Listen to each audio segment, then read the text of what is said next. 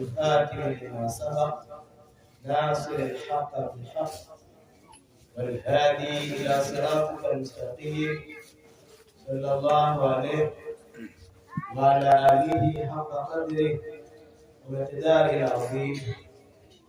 رب اشرح لي صدري ويسر لي أمري واحلل عقدة من لساني يفقه قولي واهد قلبي وسدد لساني بحق سيدنا محمد صلى الله عليه وسلم. وبارك ونبيه محمد صلى الله عليه وسلم. وبارك za mashaikh zetu, muomba Mwenyezi Mungu Subhanahu wa Ta'ala aniafikishe mimi na nyinyi kwa kile ambacho atatuafikisha. Ukisema basi ituvushe sehemu moja kwenda sehemu nyingine katika mafanikio yanayotarajiwa katika dini, dunia na akhera. Ndugu zangu, mwanadamu ni miongoni mwa viumbe watukufu sana aliyeumbwa na Mwenyezi Mungu Subhanahu wa Ta'ala, na kwa ilivyo ndio kiumbe cha mwisho, na asili yake mwanadamu ni tukufu kama alivyosema Allah Subhanahu wa Ta'ala, laqad karramna bani Adam. Na kwa hakika tumemtukuza mwanadamu, tumempa heshima kubwa mwanadamu. Ikiwa hivyo ndivyo, uko wapi utukufu wa mwanadamu? Utukufu wa mwanadamu upo katika ilmu yenye manufaa, elimu ambayo matunda yake na malengo yake yanayotarajiwa ndani yake ni kupatikana kitu kinachoitwa ibada. Elimu itakaomwezesha mwanadamu kumjua Mola wake na kujua namna ya kumwabudu Mola wake, kwa sababu hiyo ndio hikma ya kuumbwa kwake. Wama khalaqtul jinna wal insa illa liya'budun, kuwaumba majini na binadamu isipokuwa waniabudu. Illa liya'budun, ilahu itakuwa ilahu la akiba, kwamba matokeo ya kuumbwa kwa mwanadamu, namna alivyoumbwa mwanadamu na jini, Mwenyezi Mungu amempa nyenzo za kumwezesha kumwabudu Mwenyezi Mungu Subhanahu wa Ta'ala. Mwanadamu ambaye kapewa akili ya utambuzi, akapewa na macho yenye kuona, akapewa na masikio yenye kusikia, lakini baada ya hapo akapewa muongozo ambao muongozo huo ni ilmu, na baada ya muongozo huo akaja walimu, mtume wa kufundisha ule muongozo, na muongozo huo ukafungwa katika kile kinachoitwa dini, mfumo maalum wa maisha ya mwanadamu. Na ulimwengu huu, ndugu zangu, unaendeshwa kwa mfumo, na ili mwanadamu apate utukufu lazima awe na mfumo sahihi wa maisha yake, mfumo ambao ndani yake utakuwa na sheria, kanuni na taratibu zinazochunga nidhamu ya utendaji kazi wake. Sasa tunaambiwa mifumo ni miwili tu.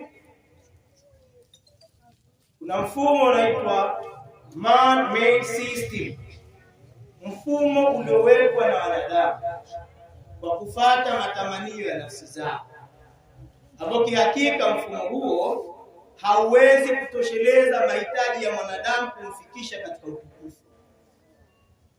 Na mfumo mwingine ni Allah's made system, ni mfumo alioweka aliyetuumba, ambaye ni Mwenyezi Mungu Subhanahu wa Ta'ala. Walillahi alhamdu. Qur'ani imetubainishia katika sura ya 3 aya ya 19, inna ad-dina 'inda Allahi al-Islam, mfumo sahihi wa maisha ambapo kila binadamu akifuata mfumo huo atafanikiwa na atakuwa katika utukufu, ni Uislamu. Na kwa lugha yetu ya sasa, dunia inapaswa kufahamu Uislamu ni nini. Maneno haya yatakuwa yamekusanya maana yenye kutosheleza kuhusu Uislamu. Ndani ya neno Islam, Uislamu, kuna submission to the will of Allah Subhanahu wa Ta'ala, kujisalimisha katika sheria ya Mwenyezi Mungu Subhanahu wa Ta'ala. Lakini ndani yake katika Uislamu kuna peace, amani ya kweli. Ndani yake kuna purity, usafi katika kila nyanja ya maisha na mengine mazuri. Lakini tuambiwa sasa, ili mwanadamu awe mtu wa hakika katika kufuata huo mfumo wa Allah Subhanahu wa Ta'ala, anahitajika kupata mfumo sahihi wa elimu na mfumo sahihi wa malezi. Walillahi alhamdu, ndani ya Uislamu ndio kuna uhakika wa mfumo sahihi wa elimu na mfumo sahihi wa malezi. Na leo dunia ndio inacheza na vitu hivi. Sote tuliokuwa hapa ambao ni wapenzi wa Mtume Muhammad sallallahu alaihi wasallam, mashehe zetu wametufundisha kwamba mwanadamu yuko ndani ya mwanadamu ndipo alipo, ana nafsi, ana akili, ana moyo na ana roho. Ndipo pale Mtume Muhammad sallallahu alaihi wasallam aliposema katika hadithi, ala inna fil jasadi mudghah idha salahat salaha al-jasad kullu wa idha fasadat fasada al-jasad kullu ala wa hiya al-qalb. Fahamuni, mtambue kwamba katika mwili wa mwanadamu kuna kipande cha nyama. Kikitengemaa, kikiwa sawa sawa, basi mwanadamu anakuwa sawa sawa, anakuwa ametengemaa. Ikiharibika, mwanadamu ameharibika. Fahamuni kwamba kipande hicho ni moyo, na unapotajwa moyo umekusanya vitu vyote vya ndani vinavyotaja hapa: nafsi, akili, moyo na roho. Na hapo ndipo mwanadamu aima anatengenezwa au anaharibiwa, kupitia mfumo wa elimu na kupitia mfumo wa malezi. Ikiwa mfumo wa elimu utakuwa ni sahihi na mfumo wa malezi ambao unasimamia utekelezaji wa yale aliyofundishwa, mwanadamu atategemaa, atakuwa katika utukufu. Kinyume chake, mfumo wa elimu usipokuwa sahihi na mfumo wa malezi usipokuwa sahihi, mwanadamu anaharibika. Sasa ndugu zangu, dunia tuliyokuwa sasa, kuna crash of civilization. Walipojua kwamba mfumo wa Mwenyezi Mungu ni Uislamu, wale maadui wako kinyume na mfumo huu. Wao wanatumia nguvu kubwa kupitia elimu na vitu vya kupandikiza ndani ya mwanadamu ili kumgomoa. Sisi walimu kwenye mitaala hii ya elimu inayofundishwa duniani sasa hivi wanazungumzia kitu kinachoitwa competence based curriculum, mtaala ambao unahimiza umahiri, unalenga maeneo matatu: attitude, mtazamo au mwelekeo; unalenga eneo lingine la knowledge, maarifa; na eneo la tatu ni skills, ujuzi, kumjengea uwezo mwanadamu wa kuyaendea maisha yake. Hapa kwenye attitude, mfumo wote duniani unaongozwa na itikadi. Na ndani ya itikadi ndio kuna mtazamo. Mtazamo ukibadilishwa, kila kitakachokuja kwa mwanadamu kinabadilika. Ndio hapa aliposema Mtume, moyo. Ona elimu iliyofanya kazi hiyo. Sasa kwa kuwa si sehemu ya kusema sana, niwaombe ndugu zangu, mimi na nyinyi, kwa kuwa tuko katika madaris na kila mmoja amepewa akili, tutafakari. Mfumo wa kibinadamu unapambana kila kukicha kuhakikisha kwamba wanampeleka mwanadamu vile wanavyotaka wao. Ndani ya mwanadamu kuna kitu kinachoitwa subconscious mind, ile akili ya ndani kabisa kule, ambapo programu zinazotengenezwa hivi sasa zikiingia kule, mwanadamu anabadilika. Tumewaharibu watoto wetu na tumeharibika sisi kwa kufuata mifumo ya binadamu. TV's program nyingi na matamthilia hayo kuanzia asubuhi mpaka usiku, kwa sababu mwanadamu anaathirika zaidi kwa kuona.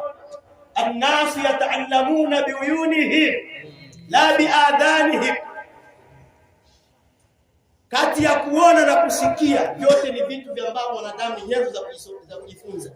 Basi mwanadamu kikawaida anaathirika zaidi na kuona kuliko kusikia. Wakati walimu madrasa wanafanya kazi kubwa, kuna program nyingi tumezigharamia mamilioni, tunazigharamia pesa, CD zinawekwa, mtoto ndo anashughulika nazo, anabadilishwa mtazamo wake. Kwa hiyo limekuja tatizo kubwa sasa hivi. Kwa hiyo kiufupi, tutafakari, sisi tunatakiwa turudi katika mfumo wetu wa elimu vizuri. Hatusemi kwamba watu wasome huko, watu wasome, lakini kama mtoto wako atakuwa anasoma shule tu, hana habari na madrasa wala hafuatiliwi madrasa, jua kabisa huyu mtoto hatakuwa katika ule utukufu alitakuwa kuwa, kwa sababu anaenda kubadilishwa. Nikimalizia ndugu zangu, adui anaposema maneno yatakuwa yafanywe kazi, sababu adui mara nyingi anamchunguza yule anayemfanyia uadui. Maadui wa Uislamu waliingia maabara wakafanya utafiti, wakijiuliza hii nguvu ya Uislamu na Waislamu inapatikana wapi? Kasema maneno haya: the strength of Islam and the Muslims comes from reading, understanding, trusting and implementing the real teachings of the Holy Quran and the Sunnah. Nguvu ya Uislamu na Waislamu inatokana au inapatikana kwa kusoma. Baada ya kusoma, kuelewa na kufahamu. Baada ya hilo, kinachofuata ni kuamini, trusting, kuamini. Baada ya hapo ni utekelezaji. Na walipojua hilo, ndio sasa unaona programs zimekuja nyingi za kukomoa haya. Nyinyi tutakuwa ni mashahidi sana. Tuna tatizo sasa hivi kubwa tu, hata kwa wale ambao tunaosoma, lipo tatizo upande wa utekelezaji, tofauti na wenzetu waliotangulia zama zao. Wao walikuwa watendaji zaidi kuliko vyovyote hivyo. Kwa hiyo hivi sasa, ndugu zangu, jambo limekuwa zito sana. Tunao mfumo sahihi wa elimu, tunao mfumo sahihi wa malezi. Ni sisi kurudi katika dini yetu. Kila mmoja, Allah mzazi, mlezi, na kila mwenye jukumu, mwalimu, tuwekeni mpango mkakati kuhakikisha kwamba sasa pamoja watoto wanatakiwa wasome kote huko, lakini dini iwe kipaumbele cha kwanza. Kipaumbele cha kwanza, na subutu kusema kwa mtazamo wangu mimi, kama ni sehemu ya kugharamikiwa sana sasa hivi, ingia gharama kubwa kisha mwanao anaipata dini mapema katika vyanzo sahihi ambavyo tunavyo. La sivyo tutatumia gharama zetu kutengeneza bomu la kesho. Na sisi wazazi na walezi pia tukae katika madaris. Hizi ndio zama Mtume ameziashiria watu wakae sana kwenye vikazi vya elimu na malezi. Moja eneo la malezi limesaulika, ambapo tunamalizia hapo. Dunia imekuwa ngumu sana ndugu zangu, malezi yamekuwa magumu sana. mazingira yameharibika. Moja eneo mashehe zetu walotumia sana ni eneo la dua. Wazazi wengi anaweza kumuita mtu amfanyie dua kwa ajili ya mambo yake, biashara ziende. Iteni mashehe wafanyie dua watoto kwa ajili ya mustakbali wao, katika elimu yao na malezi yao na makuzi yao. Mambo yameharibika sana.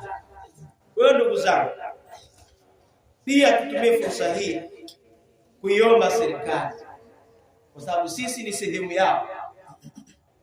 Mfumo ulioko sasa wa watoto kubanwa mashuleni kana kwamba kule shule ndio wana haki tu, alafu madrasa imekuwa kama ni kitu cha ziada. Hapa hatuwezi kupata raia wema. Mimi ni mwalimu. Walimu shule wanajitahidi kwa nafasi zao. Lakini nataka nikwambie yale maneno ya Imam Sirini alipotuambia inna hadha al-ilma dinu fandhuru amman ta'khudhuna dinakum.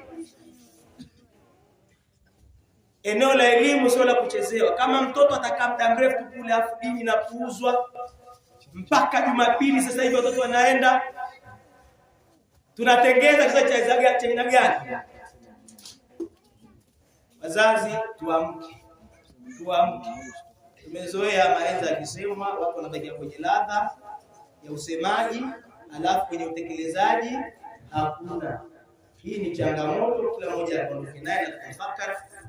Elimu sahihi na malezi sahihi ndio yanayotengeneza mwanadamu kwa mtu hakika na kafikia katika utukufu, na hapatikani kwingine ila kurejea katika Qur'ani na mafundisho ya Mtume Muhammad sallallahu alaihi wasallam. Inna bu'ithtu litammima makarim al-akhlaq. Wassalamu alaykum wa rahmatullahi wa barakatuh.